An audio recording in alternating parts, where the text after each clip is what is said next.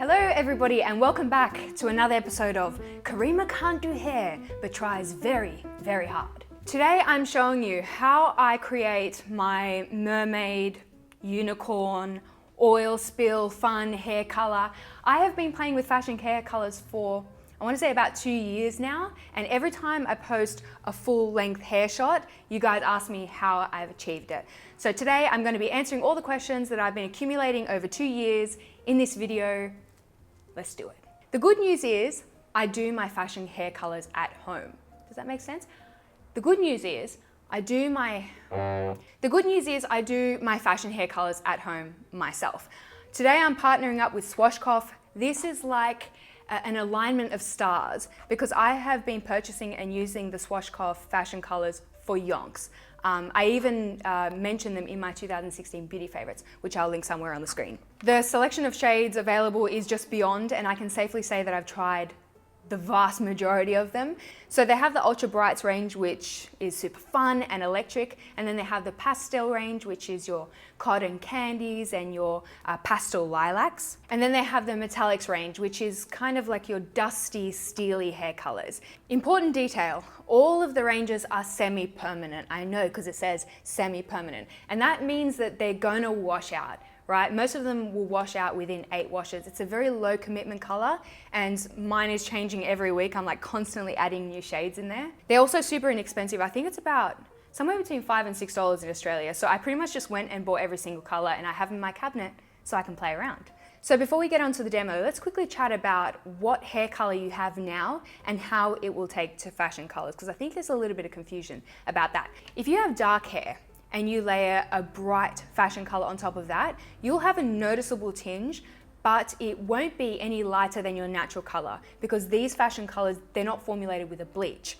And if you have, say, dark hair with highlights throughout and you layer a fashion color on top of that, you'll get a bit of a deeper effect. So it'll be a little bit more like an oil spill. I had this look for a long time and I love it. Just FYI, it probably won't be a pastel. And then if you are naturally blonde or you have areas of considerable lightness like I do right now, then fashion colors will take very easily on your hair and you'll likely get an effect that's quite close to the box. I just wanted to point that out because I have received like emails and comments from people saying I have dark hair, if I purchase this product, will I be pastel? And it's a fair question, but the short answer is no. That would require some pre-lightening. On that note, I do get my hair lightened at a salon simply because I don't trust myself with bleach, and I only get the tips and the mid-lengths bleach. And that way I have a very low maintenance hairstyle because I don't experience regrowth, and I only go to the salon about once a year. I probably wouldn't recommend that, but I'm being honest. And also it limits the amount of damage to the hair because I don't bleach my hair often or a lot. You know what I mean?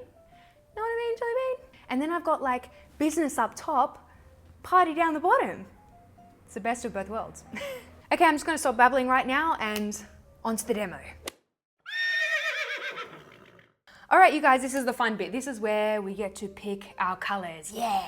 Obviously, you can pick as many or as few as you like. For the unicorn vibes, I think you definitely need some sort of pastel purple. This one is called Lilac Blush. Yeah. Also, a pastel turquoise. This one is called Turquoise Pearl. And some pastel pink, because pink is always a good idea. Wow. And for good measure, some of Denim steel. This is part of the Metallics range, and it's got this really cool kind of dusty steel look. Bring. So before you look at a fashion color, get yourself a dark towel, an older towel. Do not use the beautiful Egyptian white cotton towels that your dad got you as a housewarming gift. So I'm going to section off my hair just a bit because it's quite long and thick. Okay, so the instructions will tell you to apply to damp hair. I'm going to apply this onto dry hair just because I want to be able to see some of these existing hues that I've got going on here, and they're harder to see when the hair is wet. So every box of color comes with a set of gloves. Put them on, unless you want rainbow fingers for the day, which in all honesty, I would probably enjoy. I also have this no-name hair color brush. This is not something that I would typically use, but you know, I'm attempting to be a professional here. Okay, now this is a 2-step process. Listen carefully. I'm going to grab a piece of hair Then you're going to get your color. That's not step 2. Step 2 is coming. You're going to paint. Look, this isn't exactly rocket science.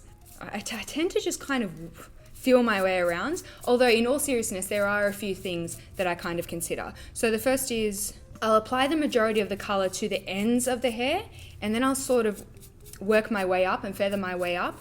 And that way you're going to get a little bit of like a gradient effect. To be honest, I've never been super neat about this. I actually think that it looks kind of cool if it's kind of just sort of messy and whacked on there. That's my kind of style anyway. Just whack it on there. Also, if you're mixing colors like I am today, it might help to have some knowledge in color theory. So for example, if I had a big chunk that was really pink or really purple, I probably wouldn't layer a green over that because they're on opposite sides of the color wheel. So if you layer them together, you don't get like a pretty color, you get a murky color. Don't get too technical about it. Like it's not rocket science, but you know, it might be something that helps you along the way. Also, if it's your first time using fashion colors, of course, do a strand test. I'm pretty familiar with these, so I wouldn't need to do that, but it'll give you a good indication of how your hair is going to take to certain colors. And I'm just going to let down another section of hair. I'm going to start on this side with a bit of blue. Sometimes when I've seen people demonstrate hair color, they'll go in with really small pieces. I tend to go in with kind of bigger chunks because A, lazy, and B, it's just a little bit more impactful that way.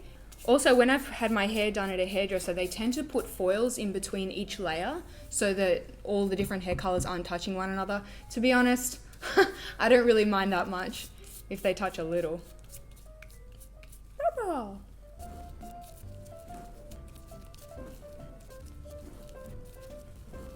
Okay, I'm just going to take down my final layer here. Also, I think it's worth mentioning that I wouldn't typically make a process out of this, like I have today.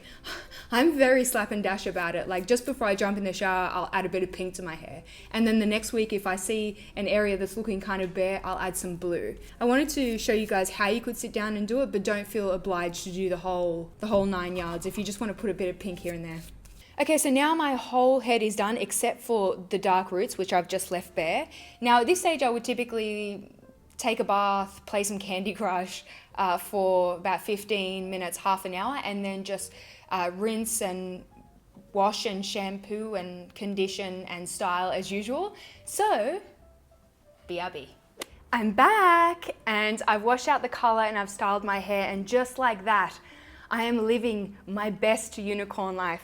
Hopefully you guys can see the dimension going on here. There's just, so much nuance. I love it. And as we've established, if I can do this, then absolutely anybody can do it. So as I said earlier, I have extensive research in the Schwarzkopf range. I've tried pretty much every single color they've produced. And in particular, the pastels and the metallics range are super low commitment. These will be gone, within 8 washes. I do get more longevity out of the ultra brights range, as you might imagine, at least on my hair type. But if at any stage you really want to shift the color quickly, then a clarifying shampoo will do that for you. And one of the things that I like about this kind of current routine that I've got going on with my hair, I like the way that it looks at every stage of the fading process. I'm never in a mad rush to touch it up because it always just looks nice. Yeah, I just think that this is a really awesome DIY way to play with your look without having to commit to bangs or a particular haircut or a particular hairstyle, because I can never commit to anything and I can just play around with it week per week. Also, this is super trendy right now. I see it everywhere, all over Pinterest, all over the streets. It's a thing. I feel like this video was very thorough. I really wanted to answer all of the questions that I've been receiving over the past 2 years. If I have missed anything, leave it in the comment section. And come say hello to me on Instagram, because I would love to chat to you there. I hope you have a wonderful day, and I will speak to you all very soon. Bye!